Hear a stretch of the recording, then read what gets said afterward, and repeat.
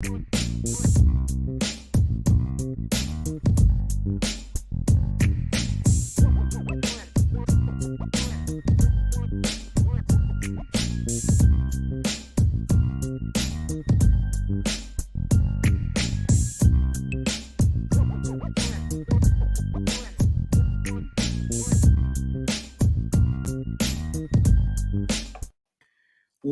to the show, IB Nation Sports Talk up and rolling, along with Vince D'Addario. I'm Sean Stiers. I don't know about you, Vince. I feel like maybe I'm coming down with something. Right now. No. So yeah, it's like it's funny. My daughter's got a little sniffle. Yeah. I mean, it's that time of year. So. Well, it is. And like, I went to work today, and there's 3 deans at the high school. One of them started talking. I was like, "Oh, you're sick." He's like, "Yeah, I'm starting to come down with something." I'm like, "Okay." And then like 3 or 4 different times throughout the day, not from his office, but from like other people, you're sneezing and like nose blowing. I'm like, "Oh no, this is coming." Fun stuff, all the crud. That's right. Yeah. And you know what's going to happen for me specifically is like I'll get sick going right into Christmas break. Yeah. So like I won't have to be out of school, but my days off, I'll just be miserable. So yeah. Speaking of you being the dean, I talked to somebody we both know a couple of days ago, who said he had an encounter with you that was not necessarily what he was hoping for. But I know exactly what you're talking about. Yeah, it was funny. Yes, it was. Because I didn't put 2 and 2 together there right away until I was calling. I was like, "Oh, yeah. What's up, buddy?" That's the old day job, Vince D'Addario. All right, well, we've got plenty of Notre Dame topics to get to today. Hit the like button if you would while you are here. I know Vince is he's the mean dean. I think that's what they call him out there, mean dean. We do a lot of good cop, bad cop, and I'm not usually the good cop. Let's just put it that way. Yeah. So Milton's got an idea for the Friday show. IB Sports Bites. Sports Bites. That's not bad. I'm a big fan of snacks, and that sounds like a nice snack that I would want to bring along with myself. Yeah, so that's right. Kind of like that, actually. A little goodness there. That's right. Yeah. Get your snacks and bites. Of course, if you weren't with us on Friday, we caught a lot of people by surprise, and I think we must have surprised people. The week before, they probably thought, well, they're just doing a show because Drew Pyne announced he was transferring. But we are, as of the last 2 Fridays, we are now doing a Friday rapid fire only show. We started at 4:30 last week. I think we're going to go live at 5 o'clock this week to make sure we've got enough. We give Brian enough time to spit all of his game on his afternoon show. But, Jesse and I were texting the other day.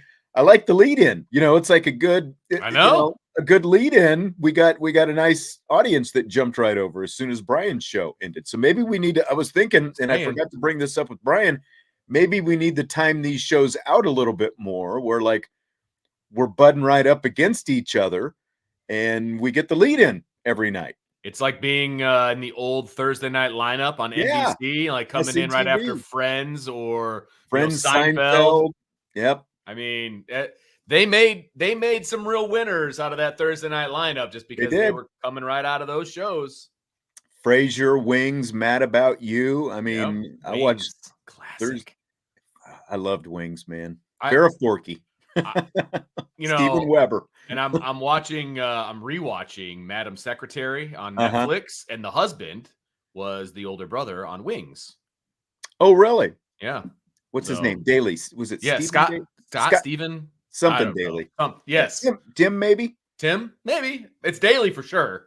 His sister was in Cagney and Lacey. I don't know if you remember that. That might be a little bit before. I think that was like 80s, but. Oh, wow. Yeah. So there's some 80s, 90s TV trivia. There you go. Yeah.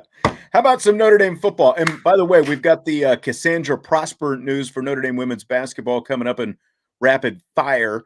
Very interesting as she enrolls early at semester. So we'll be hitting that in rapid fire coming up in a little bit. We've got just all kinds of football stuff that we're going to talk about in this show, though. Marcus Freeman, we got to talk to Marcus Freeman over the weekend. We got to talk to the coordinators as well. Both of them yesterday. Well, I guess all three of them technically yesterday, including the special teams coordinator. But Marcus Freeman, guess what the predominant topic of conversation was with Quarterback. pretty much anyone related to the offense? Yes. Yeah. Quarterbacks. Which is a good, I mean, it's a good, like, I get it. Like, that's predominantly what I would talk to him about. Everyone wants to know still, right? If he was sitting here in my office with me, and that's probably what we would talk about. You know what I mean? I'd probably talk about, his kids that go to the school that I work at, but I would say, hey, what's going on at quarterback? I mean, that is a legitimate question, I think, right now. Your starting quarterback that was here for 10 games, with 8-2, is literally not on the roster on the website anymore. Like he is stripped from the 22-23 roster. Gone. Like he never existed, which I think is very interesting. But he's not there anymore. So who's he's only there on the stat sheet? Yeah. I mean, they can't scrub him from the stat sheet. No, they can't. They can't do that. But he's not on the online roster anymore, which I thought was interesting since he was part of the team all year. But Yep. C'est la vie. Well, I think that happened like with Joe Wilkins too, and like he's not there either. Like the guys who have decided they're leaving, they go back and they pull them right off the roster because it's hard delete. Technically, they're not on the roster. Because I was looking for his stats actually the other day, and I just went to the roster, and you can click on the player, and then it just shows their bio and then their stats. It's like he's not even. I had to go back to the 21 season and then click on him, and then it had the up-to-date stats on it. So yeah. Some interesting questions that are popping. I know. The question most, closest to the rear, the fire closest to the rear, as a friend of mine likes to say, is who's going to be the quarterback in the Gator Bowl? And we actually will hear a little bit of Marcus Freeman talking about Drew Pyne, the guy who left in rapid fire as well, just to tease that a little bit. But who's going to be the Gator Bowl quarterback? And Marcus Freeman was asked about that, what the quarterback plan is, and here is what the head coach had to say. Define what exactly the quarterback situation will be. Both guys have gotten reps with the ones, between Steve and Tyler. Both have had reps with the ones. Tyler's practiced the majority of all the practices, and so we'll really sit down probably next week and just say, hey, what's the plan as we really start focusing on South Carolina. But right now, I want all those guys getting reps and rolling and continued. Tyler hasn't played football for a long time, and so just getting him in there with a bunch of different groups of receivers and O-linemen and let him get acclimated. But he's looked good. He's done a good job in practice. Steve has done a pretty good job too. Not that many different receivers, but go ahead. That last part, because I rewatched the entire press conference the other day. It's the last part that got me. He's the Steve Angeli part? Yes. And that's what because he's like, how long is this cut? Let me see if I can get a time clip on here. I'm not sure. It's like 40 some odd seconds. Yeah, it's about 45 seconds long. Yeah. And the last 3, yes, he mentions Steve Angeli. Well, and everything else is about Tyler Buckner. Because he was like, yep, Tyler's been doing a great job, and Steve's been good too. Like, wow. It was just kind of a throw-in at the end. Exactly. I thought the exact same thing. If that doesn't, that stood out to me immediately when I was listening to the press conference. It wasn't live, but it was live for me, right? That was what stood out to me by far. All the other stuff is word salad, but it was like, and Steve's good too. Yeah. Oh, okay. So we know who's starting. I mean, if anybody is clueless as to who is starting, just listen to that right there, and that should tell you everything you need to know. Yeah, Nick said Tommy sounded like he's all TB12 right now, and Tommy Reese spoke again. We talked to the coordinators yesterday. We got about 10 minutes with each of them. It was like boom, boom, get it in, get it out. But that's kind of how he sounded to me as well. Now, he was asked a Steve Angeli question, what he liked about Steve Angeli, and maybe we can play that on tomorrow's show. But it sure sounds to me like everyone is all about Tyler Buckner right now. Like it's not. It's pretty much a foregone conclusion. Yeah, and he didn't obviously, what was it during the bowl game prep conference, or the bowl game announcement press conference? He mentioned all 3 quarterbacks, and obviously that's not the case anymore either. Not that anybody ever thought that it would be, but it just felt like Ron didn't come up. No, Ron didn't come up. It wasn't Steve and Ron have been pretty good too. It was just Yeah, Steve's been pretty good too. Yeah. Yeah. So we're down to 2, and really we're down to like 1.5. I mean, that is basically what it sounds like to me. So, but it's what I anticipated. I wasn't anticipating him kind of saying that, but I definitely anticipated that they're going to put all their eggs in the Tyler Buchner basket for the bowl game. Maybe Steve Angeli has a package here or there, and they're obviously going to get him ready as the primary backup. But according to everything that we've heard, Tyler Buckner is good to go. So why would you not have him as your starter and ready to go? No, I completely agree. And again, like everything seems to be pointing towards Tyler Buckner Yes. right now. Is there, like, would you be surprised if Marcus Freeman actually does announce who it's going to be before the bowl game? Would you be more surprised if he does or if he doesn't announce who the starter is going to be? It's a really, really good question. I suppose I would be more surprised if he does announce it at this point, just because he's probably, I mean, why in God's green earth did he mention Ronnie Paulus III in the press conference when they announced the bowl game? We all know he's not playing, right? So I think it's smoke and mirrors. Like, I just don't think he's going to come out and name a starter because it's not the beginning of the season. It's a bowl game. You get to see who starts when we roll out on the field. You know what I mean? But again, there's going to be a couple of open practices. And so we're going to see pretty quickly out or down in Florida who's going to be starting. So it's not going to be a surprise to anybody, but I don't think he's going to come right out and say it. I don't either. Keep it under wraps. There's no reason to say anything. South Carolina obviously at least has some film on Tyler Buckner from the start of this season as well as last year. That's what they've got to go on. They basically, I guess they have film of Steve Angeli handing off. I mean, if they got the blue gold game, they got Steve Angeli being a stud at the end. That's true. That's scoring true. Touchdowns on a bunch of walk-ons. And run. I mean, that was impressive. Yeah, and that you're going. I think that if you're preparing for a team that's got a mobile quarterback and a less mobile quarterback, you prepare for the mobile guy. It's probably easier to adjust the other way, right? Like if you end up with a guy who's in the pocket more. Yeah. I look, even if they spend 20 minutes on Steve Angeli in practice, that's 20 less minutes they're spending on Tyler Buckner. And to me, that's an advantage to Notre Dame. So there's no point in announcing it at this point. Spend some time worrying about 18, and whatever time you're spending worrying about 18, you're not worried about 12. So that, I mean, I realize that's kind of smoke and mirror-ish. I realize that's kind of coach speak and all of that, but I have no problem with it. I mean, make them prepare for more than what is reality. That's coaching, and that's football. That's I think how so it as works. well. And they actually had a couple new opt-outs I saw today. They're going to be without their leading rusher and a couple of defensive guys. I think maybe their 2 leading rushers they're going to be without. So they're going to be without some fairly significant guys when this is all said and done. So they've kind of got a lot more opt-outs than Notre Dame does. Yeah, exactly. And I mean, and from key positions, yes, Isaiah Foskey and Michael Mayer, absolutely key spots. Nobody's going to argue that with you, right? But you can kind of fill in their production, I feel like, in the aggregate, right? You're not going to have somebody fill in for them, one guy, but you can kind of fill in for them with the aggregate. So, from an opt-out standpoint, I feel like Notre Dame has the advantage at this point. This point. So then Marcus Freeman also asked, what are the points of emphasis for Tyler Buckner? And here's the response to that. Get better at decision making. We all have to get better at taking care of the football, putting the football in places that are precise in terms of where they need to be. But you look at it's not a, where we are now as a team versus where we were those first 2 games, I think has evolved. What we asked Tyler to do that first game in terms of, how much we asked him to run. And it was a part of a plan versus a defense like Ohio State. That, hey, we want to run the quarterback a little bit more than usual. That's probably not what we would have wanted to do all season long.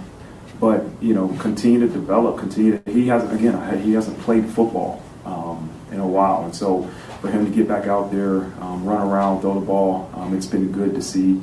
But, I think our offense is at a different point than where we were at those two games. We have an identity and the ability to run the ball and the ability to create, as we say, easy completions. And that won't change with whoever's at quarterback. We have to, that's our identity. The ability, we have to be able to run the ball. And we have to be able to take advantage of the things that defenses are giving us in the passing game. And those are big things we asked Tyler to do.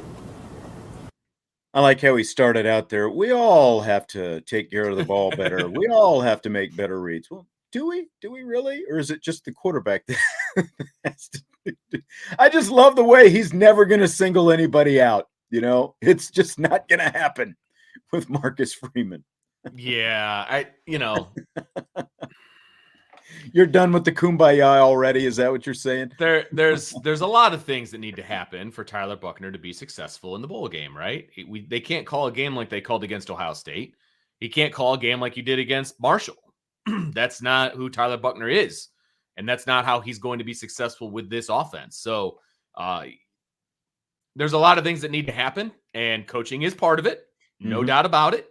But and Tyler can't be loose with the football. He's got to make good decisions, and he's got to hit the layups. When we've talked about that 100 times, right? No matter who the quarterback is, you have to be able to hit the layups, and that's kind of what he was talking about at the end there. Yeah. And Ant VR says TB's been out for 3 months, and so I'm assuming he means that as a pejorative. Like that's not a good thing because he's been out for 3 months. I mean, he's been injured, so that's never a good thing. But at the same time, like, you go into a season coming out of training camp. Everybody's been off for what, 7 months, 6, whatever it is at that point. And when you're going into a bowl, it's always different anyway, because now everyone's been off for 4 or 5 weeks. So everyone's had an extended break. So at least he has time to kind of get his legs underneath him. And again, shake the rust off. Tommy Rees said yesterday that yesterday was the best practice that he's seen from him in quite a while. He was really impressed with what he saw from him. Now it is still practice, but like Al Golden was talking as well, before Tommy Rees came out on the defensive side about how it was a very spirited practice. There was a lot of energy and, a lot of young guys flying around and competing and, doing those kind of things out there. So it sounded like a pretty productive practice all the way around. And if Tyler Buchner had a good one in the middle of all that, that's nothing but good for them. And everybody also has to remember Tyler Buchner's been practicing for about a month. I mean, It's been progressive. I mean, it wasn't like he was full go to start, but he's been practicing for about a month. So has it been live bullets? No, of course not. Right. And I know we're going to talk about that moving forward, what that's going to look like in practice. But, he has been practicing. He's been shaking the rust off. Right. He's been doing all of the things that you want him to do. And that's important. Right. I do think that's important. They're not just throwing him out there, with a week's worth of practice. He'll have almost 2 months of practice under his belt by that time the season by the time the game rolls around. So he's going to have practice reps, which I think is very, very important, and is there going to be some rust? Yeah. I would be shocked if he went out there and was like 15 for 15, and all these different things. That's not realistic. Right. And frankly, that's not, look, when we're talking about a bowl game situation, rarely is the team that you see in a bowl game the same team that you saw at the end of the regular season. Look at the first half of the Fiesta Bowl last year. Right. Like we expected a lot different things, especially from Lorenzo Styles, based on what we saw last year. So like if you go back to, well, Tyler Buchner's not going to have Michael Mayer. Very true. And you're losing an All-American, great player who was such a huge part of the offense this year. Tyler Buchner also wasn't locked in on Michael Mayer on every play. So, maybe there's some benefit there. And now, because there is no Michael Mayer, I've just got a feeling that we've got a chance to see like some other guys step up just because of what you said. This is almost like a second season opener. Yes. Like you're going to see offenses go off tendency in this game. They're good. Like I think Marcus Freeman was talking about it, and I think Al Golden touched on it a little bit yesterday. Like you expect the other team to do some different things offensively than what you've seen from them. You expect to see not just wrinkles, but completely different things. And when you've got Tyler Buchner as part of that mix, you can do things that you haven't done basically for the better part of 3 months. Absolutely. Absolutely. And look, the offense I want to see with TB is, I want to see a similar offense to what we saw with Drew Pyne, but with the added benefit of a little bit of read option and some more RPOs. Like that's what I want to see. And I think that Tyler Buckner can be very successful in an offense like that. But what are we going to see? If we see a run heavy offense, I'm going to be very, very disappointed for many, many, many reasons. Well, and we'll probably be talking about Tyler Buckner being injured again, frankly, if that's the case. So hopefully that's not the case, but we'll see. But you did hear Marcus Freeman in that cut talk about maybe Tyler Buckner probably ran more than he would have, at different points in the season early on. But things that we've talked about because of what the offensive line was then compared to what it is now. So you do have a lot different looking team that you can put out there, in front of him, basically. So. Absolutely. And it's very refreshing. And I can tell you right now that the person most excited about this is not me. It's Tyler Buckner, that there's no opt-outs on the offensive line going into this game either. Very true. Because you had two possibilities of guys that could have opted out, and you'd be replacing them with young guys with zero. Well, I shouldn't say zero because Kristofik has some starting under his belt. Yeah. But you'd have a lot less, experience in those two guard spots if Lugg and Patterson decided to opt out. Absolutely. And I'm very excited that those two are going to play. You're going to have the same 5 linemen that you've had pretty much the entire season. And Tyler Buckner is going to have that opportunity to play behind those 5 guys. I don't think that can be underestimated at this point. I mean, that is huge, huge.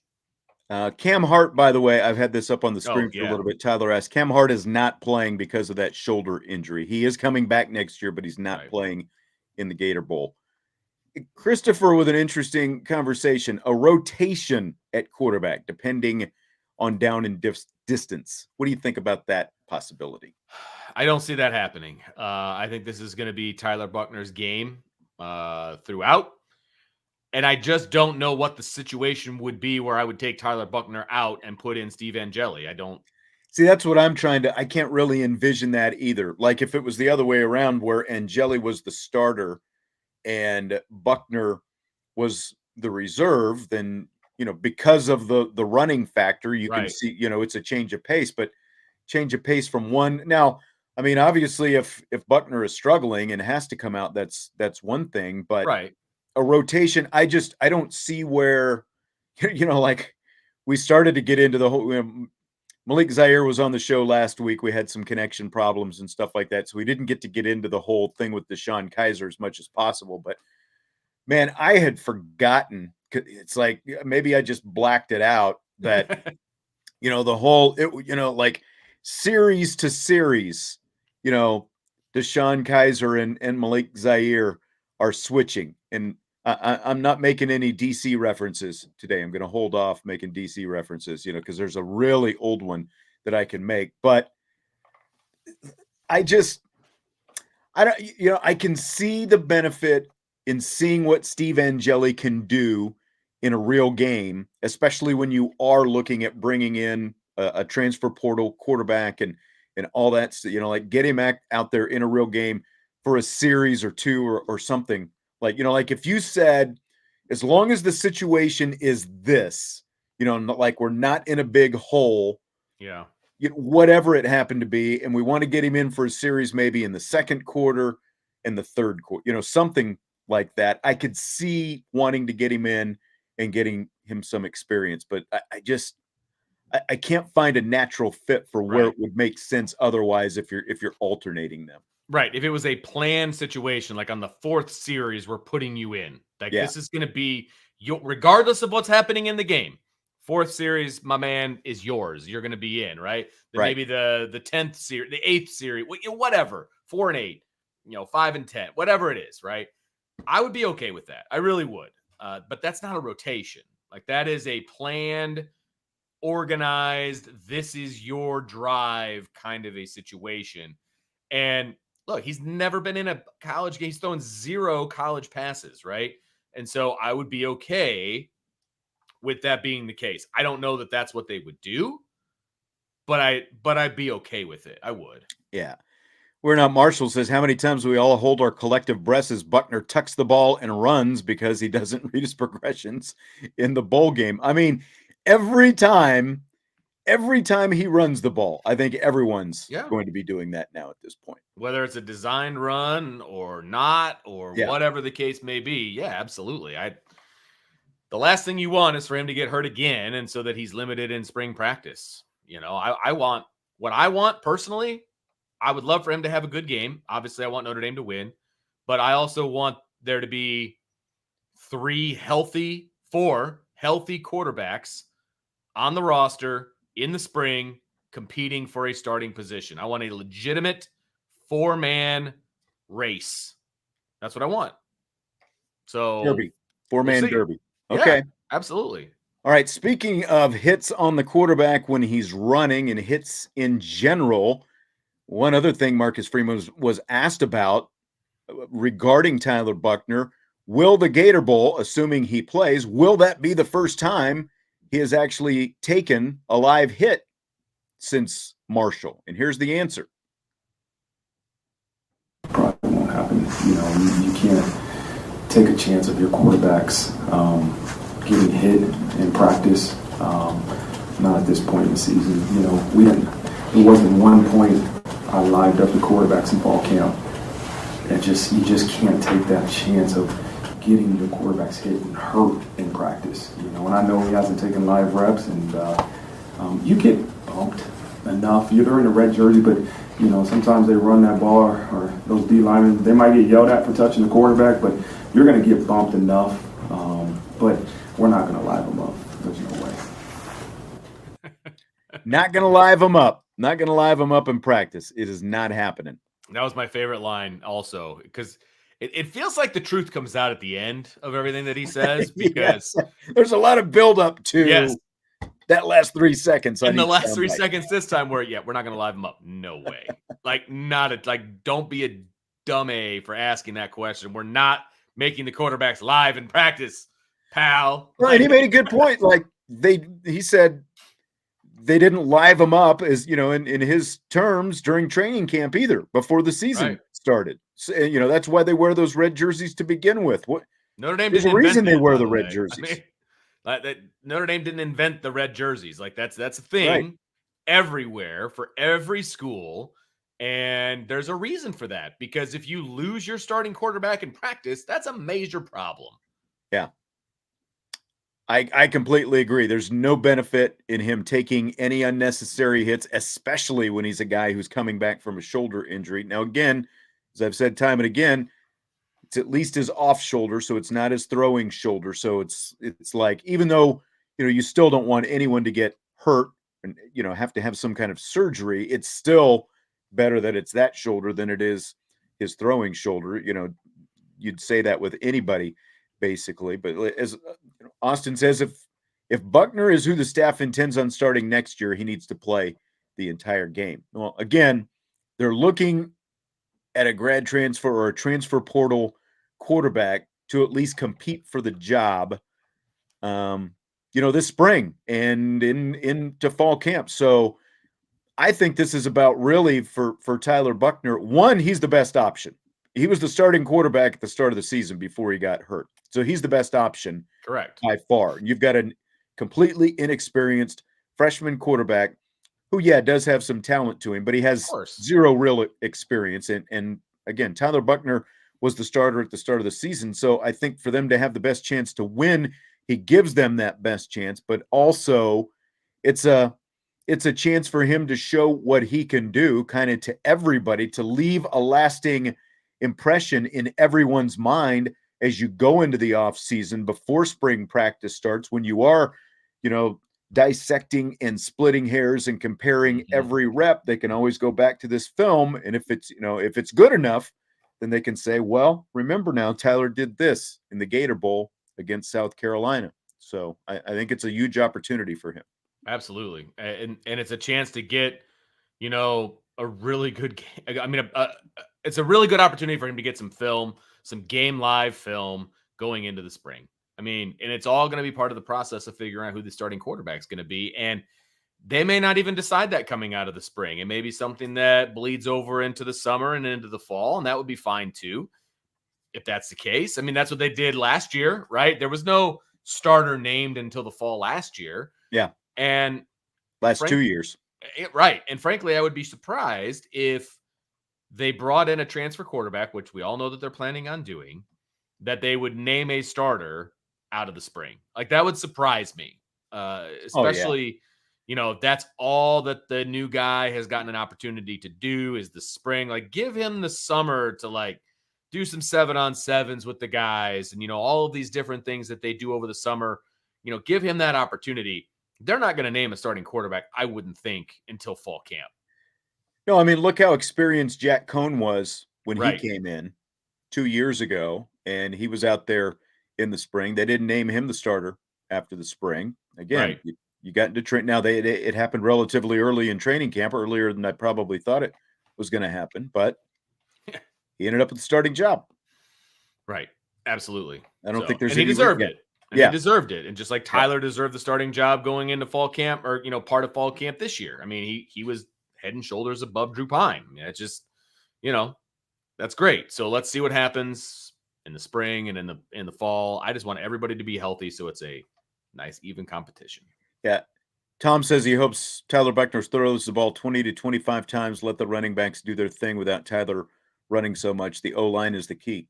Couldn't agree more. Yeah. And just like we said early on, when Drew Pyne went out there and started running a different offense than Tyler Buckner had to run those first couple games, if they would have let Tyler Buckner do some of the same things, maybe he wouldn't have had to run around so much. Now, again, the offensive line wasn't in the same place then than it was probably a month or so later. But still, agreed. There were a lot of things that Tyler Buckner could have been doing that Drew Pyne was doing that Tyler didn't get the opportunity to do, that led to him, basically running for his life and unfortunately suffering that injury. 20, 25 passes, I'm fine with that as long as like 15 to 20 of those are, behind the line of scrimmage to 15 yards, right? And then 5 of those is pushing down the field. Let him rip a few times. Absolutely. Yeah, that's right. Absolutely. So, again, those are all wonderful things going in if you have complete control of the game and you can control that sort of thing. If it's a close game, you got to push the ball down the field or you got to, convert some third downs and some things like that. I mean, we're going to see a little bit of everything, I would imagine. I mean, South Carolina's not just going to lay down and lay over for Notre Dame, roll over for Notre Dame. So it's going to be a game, I would imagine. Austin says, just run the Wildcat with the backs all game. I mean, that makes Sean happy. Yeah, that's right. 41 personnel. Let's go. My 31, baby, or just go 30. We don't need any stinking tight ends. Put all running backs out there. That's right. I mean, I think you could do worse sometimes than that, Pat, if you did that. But no doubt. I don't really see it happening. I don't think he probably thought that was realistic. A few other kind of off-topic comments. Is anybody else feeling like Elle Washington has quite a bit to prove over the next year or two, both on the field and on the recruiting trail? Go ahead, Vince. Yes, I'm raising my hand. Yes. Is anybody else? Yes, me. I do. I think overall the defensive line underperformed this year from where I thought that they would be. If I'm being honest, there were some flashes, and obviously Isaiah Foskey set the sack record, the single season sack record. Awesome. Was it single season or was it career? It was career, right? Career. Yeah, because he matched what he did last year. Okay, I believe first season. So he did great. Jason Adamalola played well at times. More often than not. But I think as a whole, I felt like the D-line kind of underperformed. And then if we get into recruiting, I mean, you had the number 1 player in the country on your roster, and he just committed to Alabama today. Yeah. And you couldn't hold on to him. Davis Swain, you couldn't hold on to him. They haven't really added a whole lot since he's been. So, yeah, I mean, he has to prove himself a little bit. There's a lot that he has to prove at this point for me. I think so, too. And it's obviously important to note that all the guys who produced on this defensive line this year were mentored by the previous defensive line coach. And I felt like there was, there were some technique things that could have been better, just some basic fundamental things. And when you can take a really good defensive line coach for granted, but it's easy maybe to forget, and maybe some people haven't forgotten because of how good the defensive lines were, and because you had guys like Tillery and Dalen Hayes, on down the line, the Aquaras and all those different guys. Just the fact that in 2016, Mike Elston was not coaching the defensive line, and then when they made that purge, he went back to the defensive line, and the defensive lines were not good in the couple years that he was coaching the linebackers. And from the time he took over once again, that first season, that off season of 2017 until he left after last year, those defensive lines were always on the rise, and they were always playing at a very high level. And it was going to be tough for anyone to come in. But, Elle Washington also didn't have a whole lot of experience working with defensive linemen. That was a concern, and I do think you see some of it. So I think it's very fair to say that he does have a lot to prove, especially from a, technique teaching standpoint, to get these guys back on the rise again next year. I mean, there's talent in that. You're not going to have a Foskey either. Yeah. No, you're not. But there is talent in that room. I mean, you can be a good to very good defensive line with the guys they're going to have in that room next year. But if you want to keep being good to very good, you still need to stack some recruiting classes. And at the moment, that's not looking great. So somebody along the line somewhere, I mean, I don't know why I'm saying someone, he's going to have to step his game up. He's going to have to, both from a coaching standpoint and a recruiting standpoint. Period. I don't know if you're going to be, I don't think you're on the rest of the week until Friday. Right? Yeah, that's correct. I'll just ask you right now, I don't know if you heard it yesterday or, like Junior Tuialamaka, your guy, he's playing some Viper defensive end now. Interesting. What do you think about that? Personally, based on what I've seen him do on the field and on film, I'm sorry, but he is a middle linebacker, man. Like he is the mold of a middle linebacker. You know what I mean? Just can play B to B, can go sideline to sideline if necessary, but he is a middle linebacker. I really hope that they're not playing him at Viper because Justin Adamalola is leaving. Like that would be very sad to me that that's the plan moving forward. Yeah. I'm sure that Junior will do a good job at that spot. We just don't know, like it just hasn't been announced. And I just feel like his best position is in the middle of that defense, man. See, and I liked your idea better, putting Maris Leofau over there. I think that has merit. You know what I mean? Like I just feel like his skill set fits that position better than Junior Tuialamaka. Now, Junior's a very athletic linebacker. He'll be good there. I just think he'll be better as a middle linebacker. Yeah. I would agree with that, but maybe what they've got coming in this linebacking core, they feel like for both the team and his future, that's the better spot for him. I don't know. Because obviously they've got some linebackers on the way. They have a lot of linebackers, and they, does that mean JD's going to, be the middle linebacker next year, and they're just not even going to open it up? Like, what does this mean? Good question. Oh, boy. See, now I'm going to have to think about this for a while. I just hurt your brain, didn't I? You did, man. Like, you are the news breaker to me these days because I get so wrapped up in my job. I don't know what's happening in the outside world. And I read rapid fire. I'm like, what? When did this happen? Yeah. How did this go down? Hold it. I had no idea. Jeez. And then I just have to sit there and like process everything as I kind of try to come up with answers to your questions. I'm like, come on. Speaking of which, Vince. Yes. Are you ready for rapid fire? Is it time? Are we Let's there? do it. Let's do it. Yes, sir. No time like the present. No, I love it. We've got so much juiciness in rapid fire not wrong today. So let's start with another Marcus Freeman soundbite. He was asked at the end of his press conference Saturday about the possibility that Drew Pyne, could he return to the team if Pyne changes his mind about transferring? And here is what Marcus Freeman said.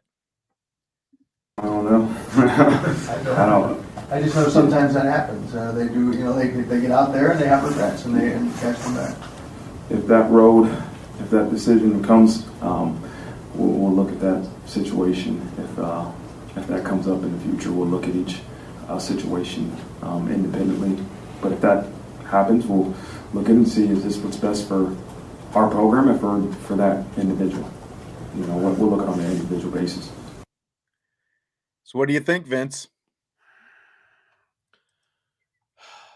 I'm trying to be professional. I know. But sometimes, I mean, it's like they always told the kids in school there's no such thing as a bad question. Sorry, that's not true. And I've told my students that is not true. And it's not true in the media either. Okay. I will give Marcus Freeman a lot of credit for the way he answered that question, because you could see the look on his face that he wanted to be like, what are you talking about? Why are we even having this conversation right now? Look, Marcus Freeman doesn't tap dance much. No. And he doesn't word salad very often. Agreed. But what he did there, and again, like looking at his face when he was answering that, and just like you could see his eyes kind of started moving back and forth a lot more than they usually move back and forth. It's like, how am I going to answer this diplomatically? That's what he was trying to do. Answer it as diplomatically as possible. Because again, even though the kid's not in the program anymore, he's still not going to throw the guy under the bus, which he very easily could have done in that situation. Correct. And I'm sorry if I'm the head coach and Drew Pyne told me he wanted to transfer, which, by the way, I fully anticipated would be the case after the bowl game. I did. I thought that he was probably going to put his name in the portal. Okay. So it's the timing of it. We've talked about that 100 times. But if a kid tells me he's going to transfer, good luck. Thanks for all you've given us. Good luck in the future. This is a one-way street. I'm sorry. Now remember, he could have brought up Houston Griffith. Remember, when Freeman came in, Houston was going to transfer. That's true. And Freeman, I believe, played a big part in talking him into staying. Huge part. I remember that. Yeah. Absolutely. So I mean that does back up what was being asked there. Sometimes guys do change their mind. I just think that in this specific situation, knowing what we know that we're not going to fully elaborate on, but knowing what we know, the way this was handled, that bridge has been burnt. That's never, never coming back. He's never coming back. No. And I mean, you can look at it a lot of different ways. Like his Phil Jurkovec might have a better chance of walking back in the door right now than Drew Pyne. Seriously. You saw these guys, declaring for the draft and talking about transferring, right? And they were all on the nice Notre Dame background with the pictures, and it was a processed media snapshot, right? And if I'm not mistaken, Drew Pyne's was written in his iPhone notes, screenshotted, and tweeted out. You know what I mean? That is the definition of a rash decision, number one. And number two, again, like you said, that bridge has been burnt. There's no coming back to a burnt bridge at that point. And so while I think Drew is making the right decision, all in all, I do think that just the timing is terrible. And I think he kind of ticked off a lot of people. Now, that's me. That's what I think happened. I haven't gotten any word on that, but it just, he's not. Wouldn't this be back. something as Gavin? What if he ended up going to Boston College? They need a quarterback right now. They do. They absolutely do. That would be great. You know what? That wouldn't be a terrible spot for him. Find out how spoiled he was with the offensive line that he had at Notre Dame. I was gonna say, that's the only reason it's not a good place for him, because he would die. He would die. Yeah. I mean, Phil Jurkovec was at least, physical stature a little bit more. But I think it was Brooks and Dunn. We'll burn that bridge when we get there. And that bridge has already been burnt. They already got there, and they kept on moving. So fill in the blank. Marcus Freeman said Saturday there will be no more opt-outs or transfers for Notre Dame before the Gator Bowl. That means left guard Jarrett Patterson who is out of remaining eligibility after this season, will play in the bowl game, and that is blank. Awesome. It's friggin' awesome. I love that. I come at this from a very old school sentimentality about finishing the season, finishing what you started. I had one of my kids today, my actual children, tell me, well, if I sign up and I don't like it, I could just stop going. You're like, no. My exact words to him were, you're a D'Addario. You sign up for something, you finish it. Okay. Right. And that's how I've always felt about everything, you know. Now, do I blame, Michael Mayer? You might not have to play or do it next year, but you've got to do it this year. You at least have to finish what you signed up for. Right. You know what I mean? You're not going to quit in the middle, And again, I don't blame Mayer and Foskey. I don't in any way. But I'm still super excited about the fact that Jarrett Patterson is sticking around. And I that's what I would tell my kid to do. Dude, finish what you started with your team, right? If you get hurt, then that's God's plan for you, right? Go out and play the game. Jarrett Patterson has had a bad foot all season. He obviously missed a game. And guy's been walking around in a walking boot on campus like during the week to protect that foot. And, it's like he gimps around and, and it's cold out there, obviously. Yeah. Right now you can slip on anything, but it's like this guy, despite what people, the opinion I think people form because he got ticked off at the end of the Marshall game, I'd rather see him ticked off than not ticked off. I mean, you want to see him stay on the field with his team, but still, I'd rather see him ticked off than not ticked off about that result.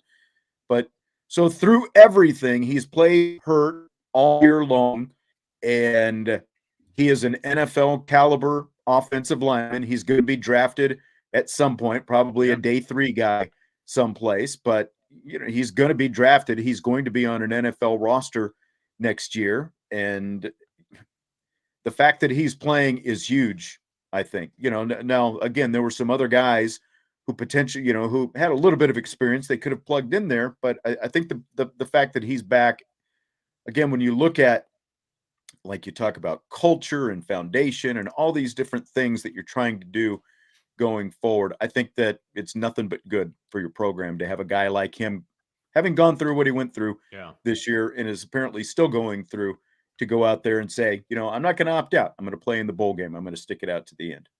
Yep, absolutely. Like I said, every situation is unique, obviously.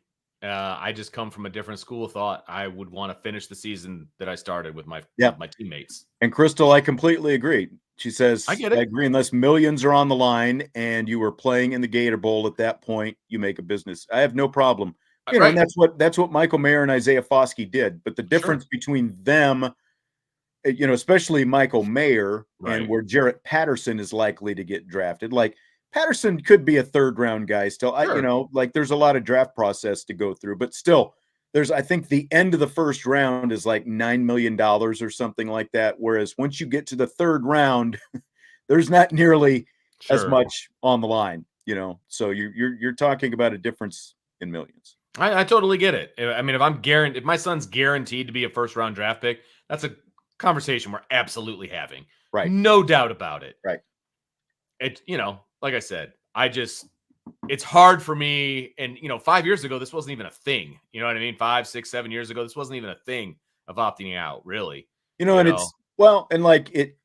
don't think it necessarily started with Jalen Smith. I think there were some LSU players, it seemed like, who were kind of like the more high profile guy, but obviously, like the Jalen Smith thing, even though he says if he had to do all over again, he would still play. I mean, that's a guy who literally could have been the number 1 overall pick, but he gets fortunate that Jerry Jones threw him a life preserver and even drafted him in the 2nd round and then turned that into a big contract a couple of years later, even though his play rapidly declined after that. But that's a guy who, like prime example right there of a guy who, because of that injury, millions and millions of guaranteed dollars were lost. There was no guarantee he was going to get that 2nd contract. He's very fortunate that he did. But for anybody, like that's you talk about life-changing money. It's like generations for your family of money.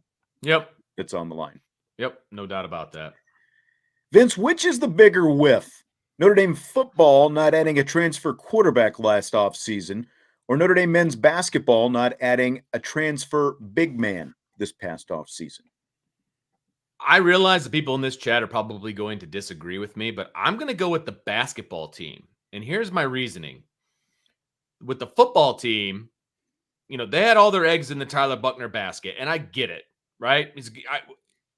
From all accounts, he could be a really good player. He could be, right? Yeah. And he was there on your roster. They didn't have anybody on the roster for the basketball team that got hurt. You know what I mean? They didn't have that guy. That guy does not exist. And if anybody's going to say Matt Zona, that's probably not. I mean, Matt Zona looks like he could be on the United States curling team. Okay? If that gives you an idea of what Matt Zona looks like. He got in the game at the end of the Marquette game. I was like, ooh, Matt Zona. Whew, dad bod. So It was a situation of they didn't even have a big man on the roster. So they're getting beat up on the inside, and Marquette was a beautiful example of that.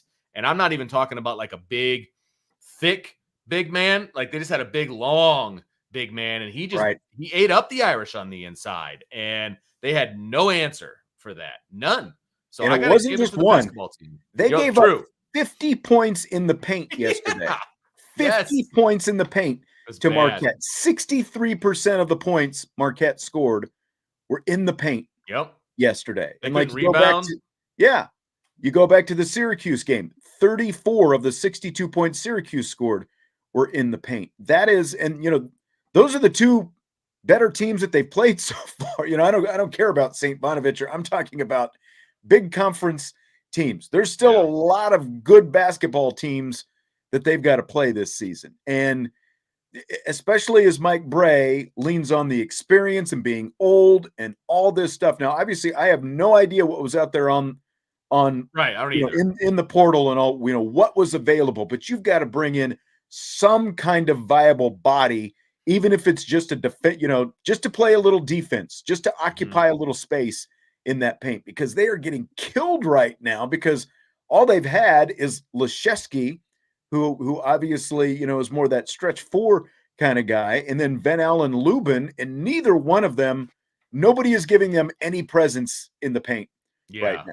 Van Allen Lubin is not a paint guy. He's not a paint guy. But he's their biggest body other than Leshevsky. And frankly, Leshevsky's not a paint guy either. He's a top of the key guy, and he's a corner three guy. Like that's who Nate Leshevsky is. Yeah, absolutely. And they're basically starting four guards and a forward. I mean, that's basically what they're starting. And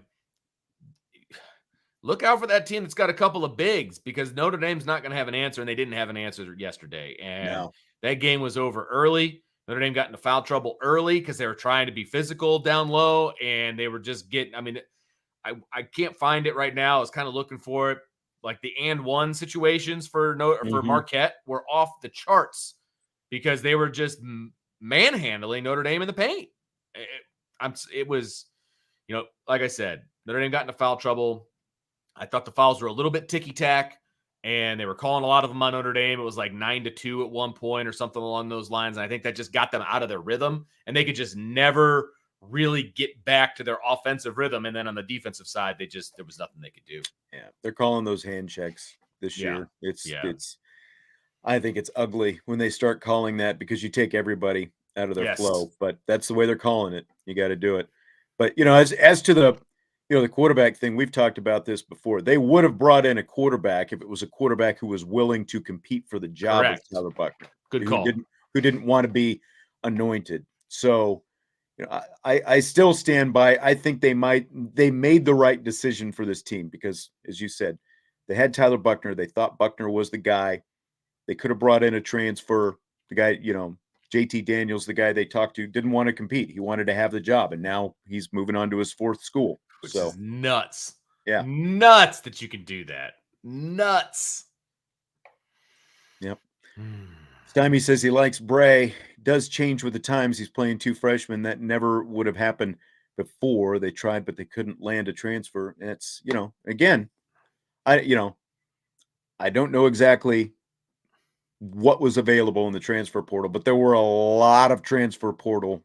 They're just like, it's like the average is like 3 players per team go in the portal every offseason Right. across basketball on the men's and women's side. There had to be someone you could, a warm body, again, you could bring in just to play, just to have some kind of defensive presence in there. But I don't know. Yeah, I'm sorry, I can't really say that Mike Brey has changed with the times. I mean, he's always been a 4-guard, one big-ish guy, offensive guy. He's always had a short bench. Yes, he's playing freshman. I honestly think he's been ahead of the times because his 3-point approach. Yeah, like his team was 3-point reliant before the rest of the world, and Steph Curry made it popular, to be 3-point reliant before analytics took over. That's what his teams were. They were always very 3-point reliant, live and die by it, and all that kind of thing. But it's just I think the recruiting cycles have caught up with him these last couple of years because you've got to have somebody's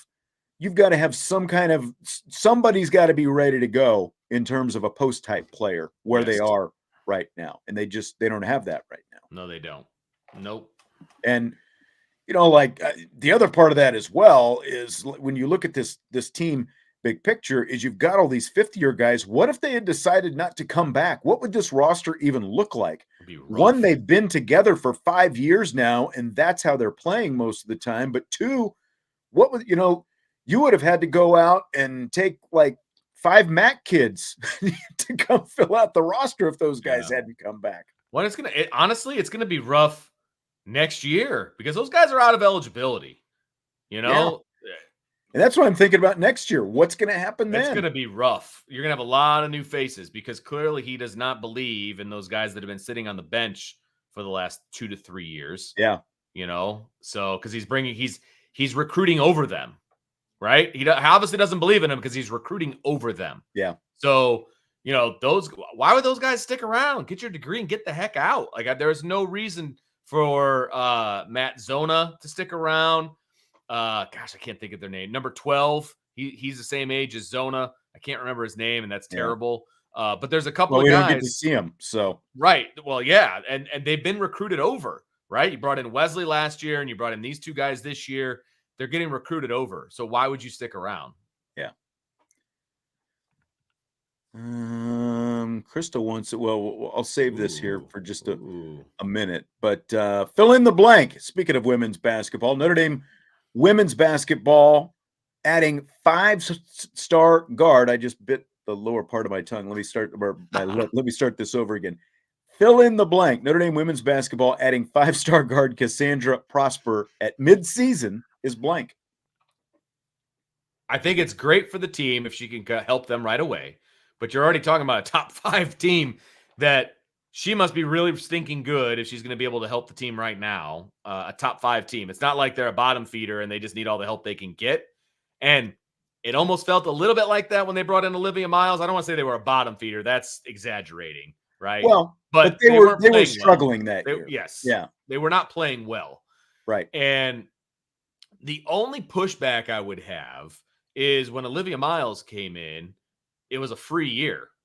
Come on in, like get your feet wet. Yeah. Let's go. And you're going to be a freshman next year. I mean, this is basically free basketball. That's not the case this time around, from what I understand. I'll let you kind of take it from here. But for me, I don't know that I would want that to be my freshman year. You're coming in right in the middle of the ACC season, basically. That's tough if you're a freshman.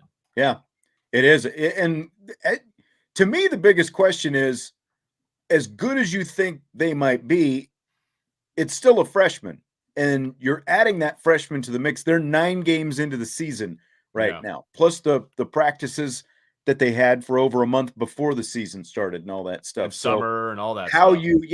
Because like even Olivia Miles, as great as she is right now, it took her some time to kind of, now that whole team was kind of out of sync, because again, it's kind of like you had parts, but the parts didn't all necessarily blend together, and you had some players transfer out, and again, I know that kind of, ruffled some fans' feathers and stuff like that. Trust me, the transfers out, in terms of like cohesion and what you're seeing right now, I think that you're probably better off with, those early transfers from after that first year.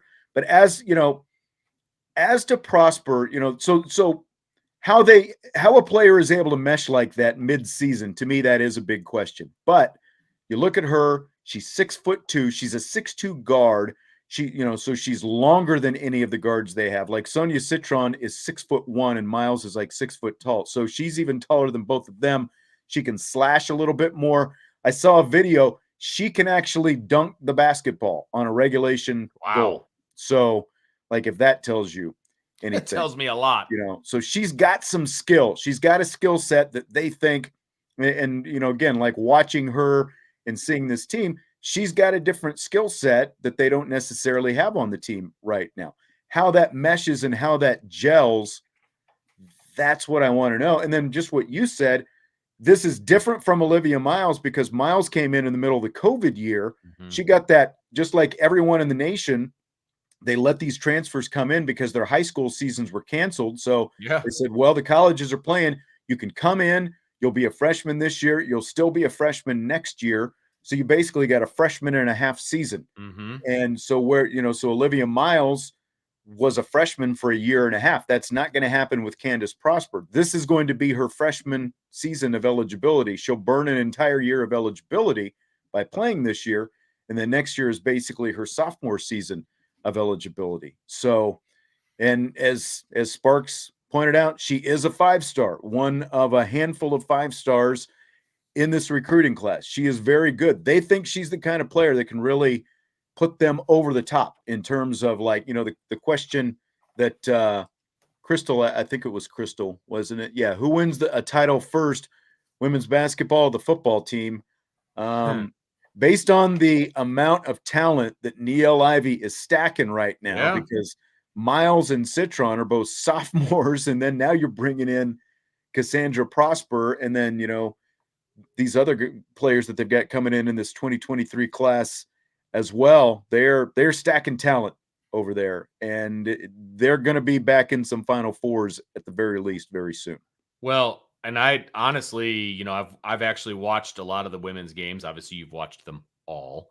But I mean, they could make a run this year. I mean, I'm not saying that they're going to go out and win the national championship. Right. But they could make a run. I mean, they've got some really, really good pieces to this team. They've got bigs. They've got really good guards. I've liked Maddie Westbelt since she was a freshman doing her thing. This team has talent and they've got depth and they've got a really good coach, and I just, if I had to pick one or the other, I would pick the women because I think that they are more stacked and ready to go right now as opposed to the football team. I mean, it would not surprise me if they made a run at it this year. No, that's what I was going to say. Like, if this works out the way they think it could, they'll at least be in the Final Four. And once you get there, then, you take your shot with whatever you get. Absolutely. I think the next 3 years with Miles and Citron and Prosper there, and again the players that they're bringing in afterwards and everything else they've got around them, they've got a really good shot. So it's going to be fun to watch. It is. It's going to be a lot of fun to watch. Vince, what do you think about Navy's decision to part ways with Ken Niumatalolo? I think it's one of the most ridiculous. Like, that's what I read, and I was like, what? Like, that one blew my mind. What are they thinking? What is Navy thinking? When you are in a position of leadership, okay, and you have an opportunity to replace someone on your staff, whether it's a coach, whether it's somebody on your advertising team or whatever, right? If you're going to get rid of somebody, you better have somebody better to bring in. Show me who's going to be a better fit at Navy than Ken Niumatalolo, who's been at Navy for 25 years total as an assistant and as a head coach. Show me somebody that's better. Yes, it has not gone well for them the last couple of years. I get it. And that's the thing. I mean, I get it. 3 straight losing seasons, 4 of the last 5 years losing seasons. All the good teams in this conference are leaving, and they're being replaced with garbage. So whoever takes over is going to have a better record regardless. That's the bigger thing for them. And having I believe his name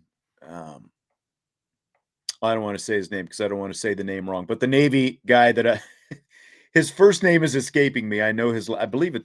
Again, I don't want to say his name because I don't want to say it wrong. But I talked to him a lot over the years, and I remember kind of in the early days, like when they first moved to the AAC, the American, like he thought that was a big mistake. Not like within the first couple of years, but like year 3. Yes. They've only had winning records in 4 of the 8 years they've been in the American, and most of those winning records were early on when they transitioned out. Move. As they've been in a conference and teams see you year in and year out, they get more familiar with what you're doing, and it gets a little bit easier for them to play you on a yearly basis. And I think that has had a huge impact on what they've done. So I think the conference thing is the biggest, that's had the biggest impact on where Navy is. And now I know they also they were getting, and this was kind of more at the peak of when things were going on, like in Iraq and Afghanistan and those kind of things. So you had more people,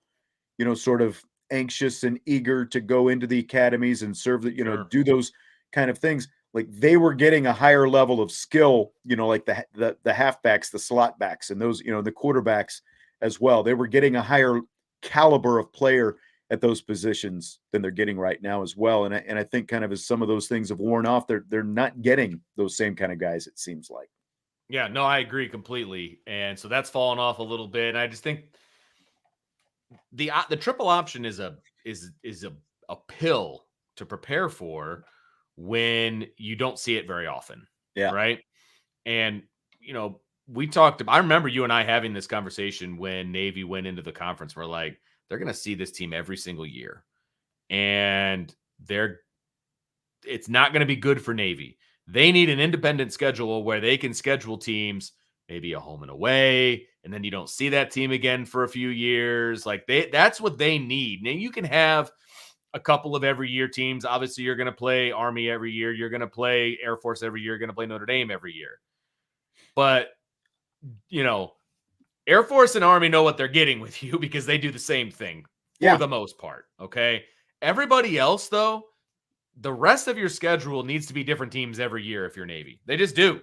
Yeah. And if they want to be successful, and I get maybe financially that they don't want to, but you're run by the government. You're going to be fine financially. Like there's no chance that Navy is going to be packing in the athletic program. Okay. Right. That's never going to happen. That's right. You should be an independent. You don't need to be in a conference. You should be an independent, and that will help your football program. Yep.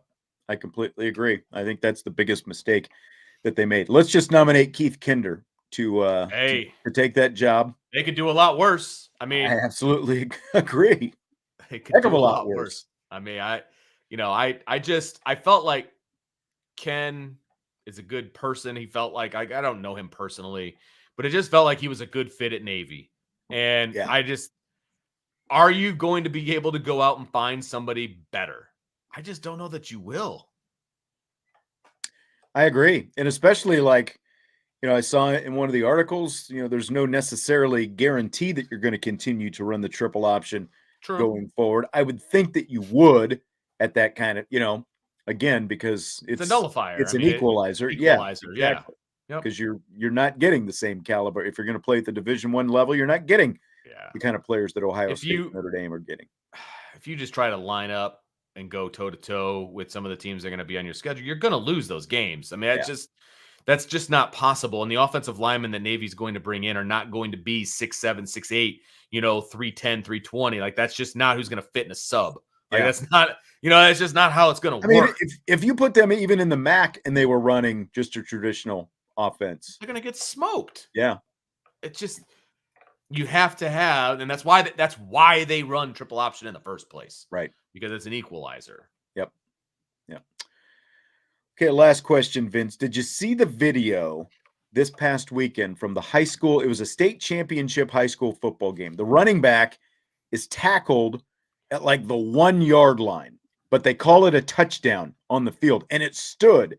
And the team that scored this supposed touchdown ends up winning the state championship as a result. So my question to you is what this says about the state of officiating right now. Okay, first of all, once again, your questions cause me to look things up and to be surprised about various things. So you hadn't seen this yet? Nope. Had not seen it, but I looked it up when I saw the question. So I'm doing my research these days. Okay, Mr. that's Stiers. good. That's good. Oh my goodness. It's not even close. And there I found one. It's an embarrassment. I found a view down the line that was behind the line judge. Okay.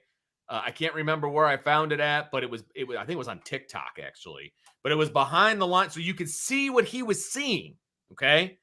Not even close, like a full yard short. And he runs in to get a better view and then throws his hands in the air that it's a touchdown. Yeah. And that is a still guy down that on made the ground. He made it to the state championship as a referee. See, that's what I want to know. How does an official like that? Because once you get into the playoffs, it's supposed to be the better officials who are getting these bigger games every week, right? Like you get rated. Yes. The better officials get the games. How does this guy work a state championship game? It's awful. Woof, dude. Like, woof. And I realize there's a shortage out there, but if you can't find 5 officials to do your state championship game that are actually good, I'm sorry. That's on the Georgia High School Athletic Association or whatever they call themselves down there. That was a terrible, terrible, terrible call. And where's the other 4 officials? They're like, dude, I know. You're wrong. No one is going to overrule this guy. I mean, everybody in the stadium knew that was not a touchdown because nobody, there was a couple of linemen that were like, yeah, it's in. But like the fans didn't think it was it. Nobody thought that was a touchdown. No, well, there was one, and I forgot that you didn't do games with me this year because I was thinking of this, and it's like, oh yeah, Vince and I saw this, and it's like, no, Vince wasn't with me. But I think I sent you this video. We were down at Warsaw, and this Warsaw kid takes a handoff, and he gains maybe a yard or two, but he falls like flat on his face. I don't even think he was really the replay though. Tackled. Yeah. So he's like his stomach, his whole, like knees, everything is, all of his appendages are down on the field. He falls flat down, and there's an official standing maybe 5 or 10 yards away to the side. And this kid just gets up from about the 20, 25 yard line and runs to the end zone, and they call it a touchdown. But half the Mishawaka team had stopped because it was obvious. It's a high school game. He doesn't even have to be touched. He's down.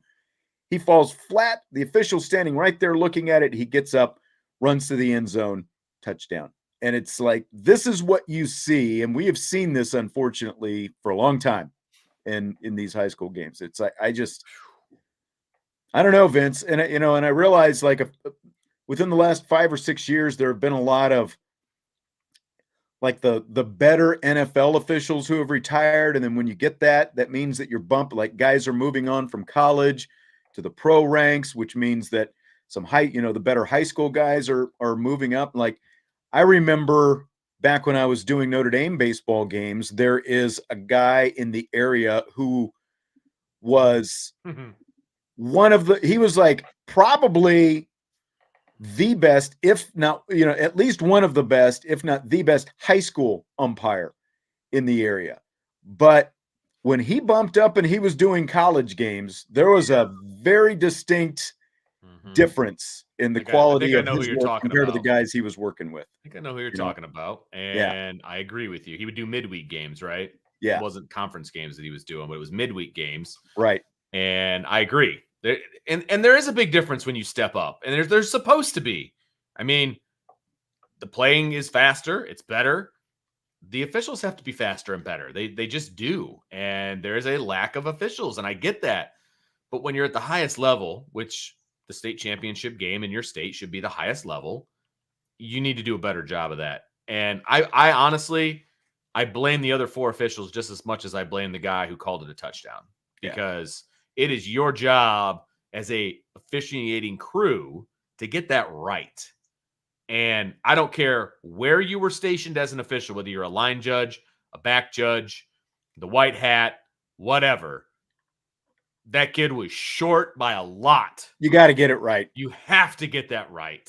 You have to. It's the most important game most of those kids are ever going to play in their life, and you just screwed it up on just a horrible call, just because you can't do your job.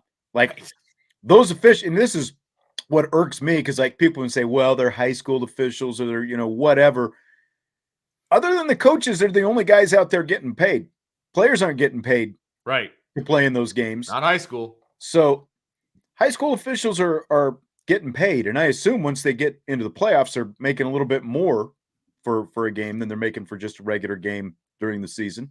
And if they're not, but still they're getting paid.